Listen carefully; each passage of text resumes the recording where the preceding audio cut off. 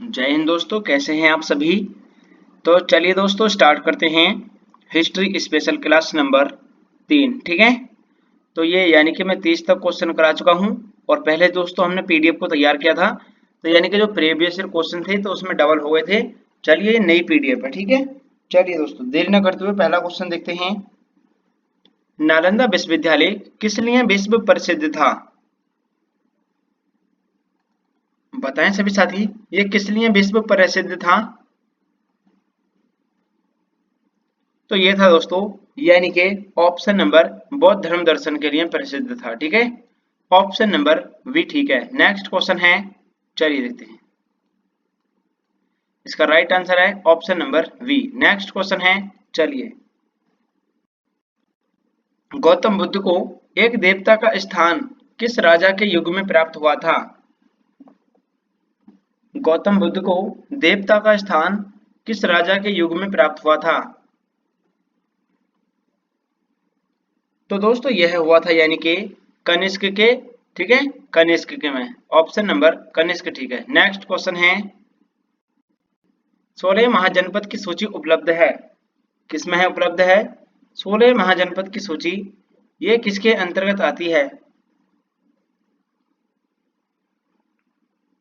तो ये इसका मतलब है कि अंगुत्तर निकाय में है ये। ठीक है, अंगुत्तर निकाय 16 महाजनपद का उपलब्ध वर्णन किसमें है? अंगुत्तर निकाय में। नेक्स्ट क्वेश्चन है, नंद वंश के पश्चात मगध पर किस राजवंश ने शासन किया था? नंद वंश के पश्चात मगध पर किस राजवंश ने शासन किया था? नंद वंश के पश्चात मगध पर किस राजवंश ने शासन किया था? मौर्य वंश ने। ठीक है, मौर्य वंश। नेक्स्ट क्वेश्चन है, मगध की राजधानी निम्नलिखित में से कौन सी थी? मगध की राजधानी निम्नलिखित में से कौन सी थी?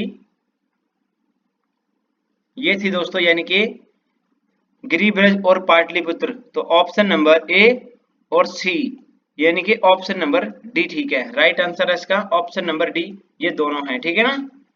चलिए नेक्स्ट क्वेश्चन है, उदयन ने जो पाटलिपुत्र बसाया था। ठीक है, नेक्स्ट क्वेश्चन है, पाटलिपुत्र में स्थित चंद्रगुप्त का महल किसका बना हुआ था?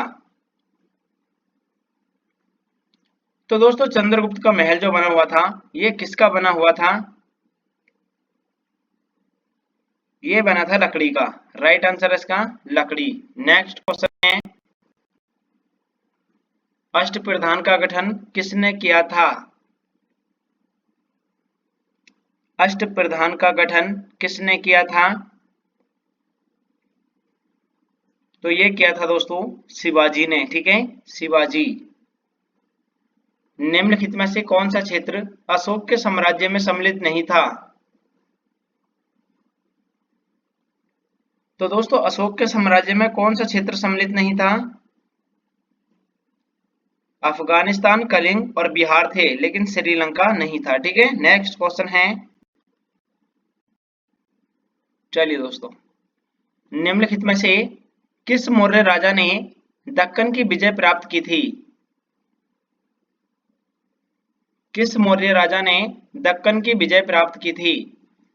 ये दोस्तों सिलेक्टेड क्वेश्चन है हिस्ट्री के और 100% मोस्ट इंपोर्टेंट क्वेश्चन है। ठीक है, तो एक बार सभी भाई बहन चैनल को सब्सक्राइब कर लीजिए और क्लास को लाइक भी कर दीजिए। दोस्तों पीडीएफ बनाने में और क्वेश्चन छांटने में बहुत मेहनत लगती है दोस्तों, तभी पीडीएफ को दोनों दोस्तों यानी कि जो क्लास अपलोड करते हैं बहुत टाइम लगता है इसमें। ठीक है, आपने देखा होगा कितना लंबा स्पेस के बाद में क्लास अपलोड होती है। चलिए दोस्तों राइट आंसर है यानी किस मौर्य राजा ने दक्कन की विजय प्राप्त की थी? चंद्रगुप्त मौर्य। ठीक है ना। नेक्स्ट क्वेश्चन है, अशोक के शिलालेखों में प्रयुक्त भाषा निम्नलिखित में से कौन सी थी? अशोक के शिलालेखों में प्रयुक्त भाषा निम्नलिखित में से कौन सी थी? तो ये थी दोस्तों यानी कि प्राकृत भाषा थी। ठीक है, राइट आंसर है इसका प्राकृत। नेक्स्ट क्वेश्चन है, चलिए दोस्तों, प्राचीन भारत की कौन सी लिपि दाहिने से बाईं ओर लिखी जाती थी? प्राचीन भारत की कौन सी लिपि दाहिने से बाईं ओर लिखी जाती थी? तो दोस्तों ये थी यानी कि कौन सी लिपि थी। चलिए दोस्तों इसका राइट आंसर है ऑप्शन नंबर खरोष्ट लिपि। कौटिल्य का अर्थशास्त्र किस पर आधारित है। कौटिल्य का अर्थशास्त्र किस पर आधारित है। तो ये दोस्तों राजनीतिक नीतियों पर आधारित है। ठीक है, राजनीतिक नीतियों पर। चलिए नेक्स्ट क्वेश्चन है। चलिए दोस्तों थोड़ा साइड कर लेते हैं, इसको कट जाएगा क्वेश्चन। चलिए, अशोक ने स्वयं को मगध का सम्राट किस स्तंभ में बताया था। अशोक ने स्वयं को मगध का सम्राट किस स्तंभ में बताया था। तो दोस्तों यह बताया था इन्होंने यानी कि कौन से स्तंभ में। राइट आंसर इसका भाब्रू स्तंभ में। ठीक है, चलिए निम्नलिखित में से किसने सर्वप्रथम व्यापक पैमाने पर स्वर्ण मुद्रा का प्रचलन किया था। तो दोस्तों आपको बताना है यानी कि व्यापक पैमाने पर स्वर्ण मुद्रा का प्रचलन किसने किया था सबसे पहले। ये क्या था, बीमा, इसे बोलते हैं दोस्तों बीमा को, यानी कि बिम कंटफिसेस ने। ठीक है ना, बिम कंटफिसेस। चलिए नेक्स्ट क्वेश्चन है। चलिए दोस्तों क्वेश्चन नंबर 45 और 46। अशोक के शासनकाल में बौद्ध सभा किस नगर में आयोजित की गई थी। कोई सा भी एग्जाम हो दोस्तों, ये सभी के लिए है। ठीक है, आप किसी भी एग्जाम में बैठ जाना दोस्तों, इससे बाहर कोई क्वेश्चन नहीं बनेगा हिस्ट्री का, क्योंकि दोस्तों मैं एक भी क्वेश्चन नहीं छोड़ रहा हूं जो परीक्षा में 6 से 7 बार पूछा गया है। ठीक है, तो यहां से दोस्तों क्वेश्चन 100% फंसेगा, यकीन करो। ठीक है, अशोक के शासनकाल में बौद्ध सभा किस नगर में आयोजित की गई थी। ये पाटलिपुत्र में की गई थी। ठीक है, पाटलिपुत्र। चलिए दोस्तों यहां पर इसको ठीक करेंगे सभी साथी। कला की गंधार शैली निम्नलिखित में से किसके समय पर फली फूली थी।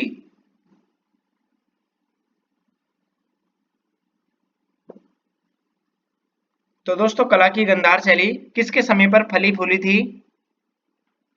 कुषाणों के समय पर। ठीक है, कुषाणों के समय पर यह हुआ था ऐसा। चलिए क्वेश्चन नंबर 47 और 48 देखते हैं। शुंग वंश के बाद किस वंश ने भारत पर राज किया था। शुंग वंश के बाद किस वंश ने भारत पर राज किया था।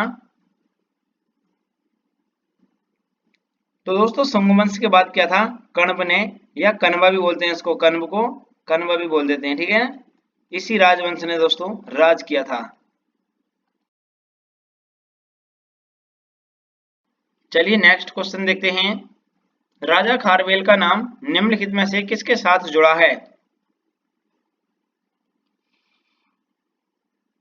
तो दोस्तों राजा खारवेल का नाम निम्नलिखित में से किसके साथ जुड़ा है। तो ये दोस्तों हाथी गुम्फा लेक के साथ जुड़ा है। ठीक है, हाथी गुम्फा लेक।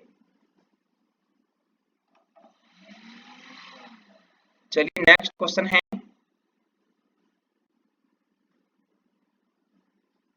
किस किस शासक वंश ने मंदिरों एवं ब्राह्मणों पर सबसे अधिक ग्राम अनुदान में दिया था। बताएं दोस्तों, किस शासक वंश ने मंदिरों एवं ब्राह्मणों को सबसे अधिक ग्राम अनुदान में दिया था। तो दोस्तों यह दिया था यानी कि किस वंश ने। चलिए दोस्तों इसका राइट आंसर है गुप्त वंश ने। ठीक है, गुप्त वंश। चीनी यात्री ह्वेनसांग ने किस विश्वविद्यालय में अध्ययन किया था। तो एक बार सभी साथी चैनल को सब्सक्राइब करेंगे और दोस्तों क्लास को लाइक भी करेंगे। ठीक है, तो दोस्तों ह्वेनसांग ने किस विश्वविद्यालय में अध्ययन किया था। ये क्या था दोस्तों, नालंदा विश्वविद्यालय। ठीक है, तो दोस्तों क्लास कैसी लगी कमेंट करके जरूर बताना है। जय हिंद साथियों।